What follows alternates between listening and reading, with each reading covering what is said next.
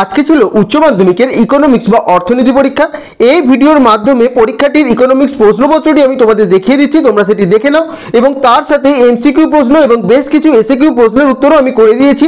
সেই উত্তরগুলি যারা এই বছর পরীক্ষা দিলে তোমরা অতি অবশ্যই মিলিয়ে নাও এবং যারা আগামী বছর পরীক্ষা দেবে তোমরা প্রশ্নপত্রটি ভালো করে দেখে নাও এবং বুঝে নাও তোমাদের কী রকম প্রশ্ন আসে। প্রথমে আমরা একের দাগের প্রশ্নগুলি দেখে নিই। প্রথম প্রশ্ন, প্রান্তিক ব্যয়রেখা, এটির উত্তর হবে অপশন এ, প্রথমে নিম্নগামী এবং পরে ঊর্ধ্বগামী হয়। এর পরের প্রশ্ন 2 নাম্বার, পূর্ণ প্রতিযোগিতার বাজারে মুনাফা সর্বাধিক হওয়ার জন্য দ্বিতীয় বা পর্যাপ্ত শর্তটি হলো, এটির উত্তর হবে অপশন এ, দাম সমান প্রান্তিক আয়। তবে অপশন ডিটিও সঠিক উত্তর হতে পারে, এটি নিয়ে একটু কনফিউশন রয়েছে। এরপরে 3 নম্বর প্রশ্ন, যোগানের নিয়ম কার্যকারী হলে যোগান রেখাটি হবে অপশন বি, ঊর্ধ্বগামী। 4 নাম্বার, একচেটিয়া কারবারে ভারসাম্যের একটি শর্ত হলো অপশন এ, এমআর সমান এমসি।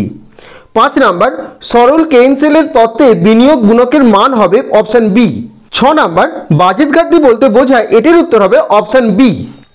এর পরের প্রশ্ন, কোন রাশিমালার সর্বোচ্চ ও সর্বনিম্ন মানের পার্থক্যকে বলে, এটির উত্তর হবে অপশন এ, প্রসার।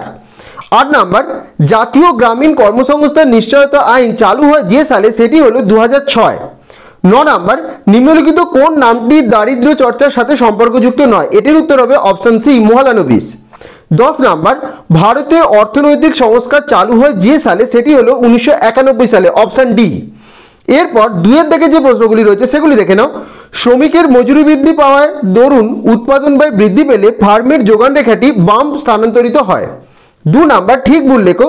পূর্ণ প্রতিযোগিতার বাজারে ফার্মগুলি পৃথক পৃথক দামে দ্রব্য বিক্রয় করে, এটি হবে ভুল। এরপরে ঠিক ভুলটি, অলিগোপলি হলো একটি বাজার যেখানে অসংখ্য ক্রেতা কিন্তু স্বল্প সংখ্যক বিক্রেতা থাকে, এটি হবে ঠিক। এরপর 3 দাগে ঠিক ভুল, পূর্ণ প্রতিযোগিতার বাজারে কেবলমাত্র একজন বিক্রেতা থাকে, এটি ভুল।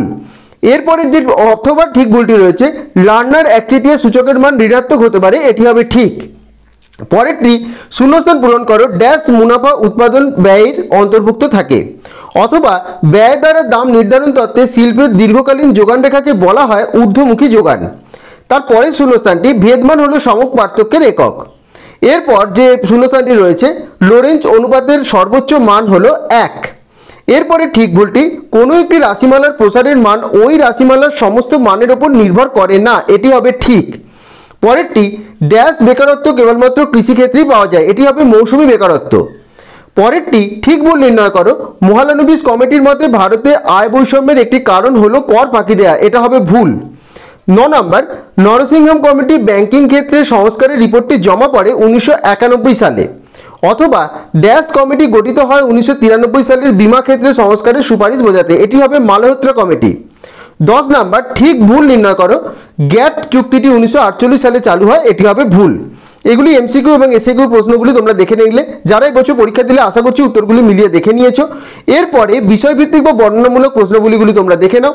নিম্নলিখিত প্রশ্নগুলির উত্তর দাও। এটি রয়েছে, চাহিদার নিয়মটি বিবৃত করো, অথবা দাম প্রভাবের দুটি অংশ কি কি।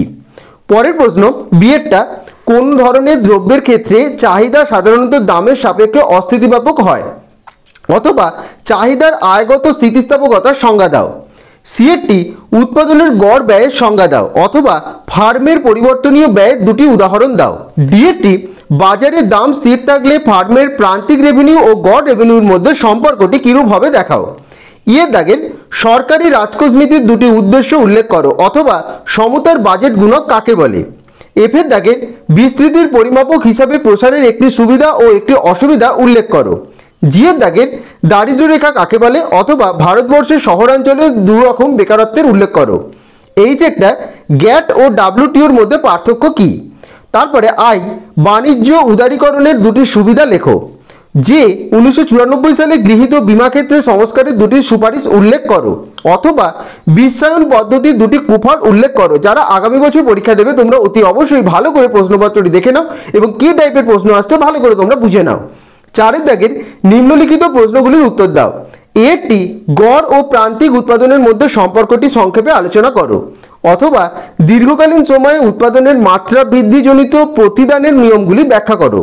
বিএডটি, পূর্ণ প্রতিযোগিতামূলক বাজারের 5টি মূল বৈশিষ্ট্য উল্লেখ করো, অথবা দেখাও কিভাবে পূর্ণ প্রতিযোগিতামূলক ফার্মের প্রান্তিক ব্যয়রেখা তার স্বল্পকালীন যোগান রেখা পাওয়া যায়।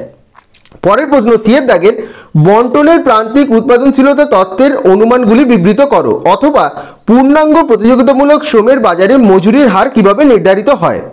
ডি এর দাগের জাতীয় আয় পরিমাপের মূল্য সংযোজনের পদ্ধতিটি ব্যাখ্যা করো, অথবা কিভাবে সঞ্চয় ও বিনিয়োগের অভেদ্রি জাতীয় আয়ের পরিমাপকে থেকে নির্ধারণ করবে। ইয়ের দাগের কেন্দ্রীয় ব্যাংকের মূল কাজগুলি কী কী, অথবা কেন্দ্রীয় ব্যাংকের ঋণ নিয়ন্ত্রণ পদ্ধতিগুলি আলোচনা করো। এফের দাগের স্থির ও নমনীয় বিনিময় হার ব্যবস্থার মধ্যে পার্থক্য ব্যাখ্যা করো চিত্রসহ, অথবা লেনদেন উদ্বৃত্তের উপাদানগুলি কী কী, কখন বলা হয় যে লেনদেন ব্যালেন্সে ভারসাম্য হয়েছে। এরপরে জি এর দাগে নিম্ন প্রদত্ত রাশিগুলির সমক পার্থক্য নির্ণয় করো। তো রাশিগুলি দেখতে পাচ্ছ 13, 21, 25, 29 এবং 37, অথবা লোরেঞ্জ অনুপাতের সংজ্ঞা দাও, কোন অবস্থায় এই অনুপাতের মান 0 এবং কখন তা 1 বা সমান হয়।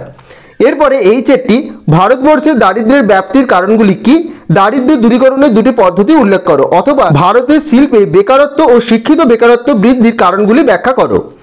এই প্রশ্নগুলি এবছর ইকোনমিক্সে এসেছিল উচ্চ মাধ্যমিকের।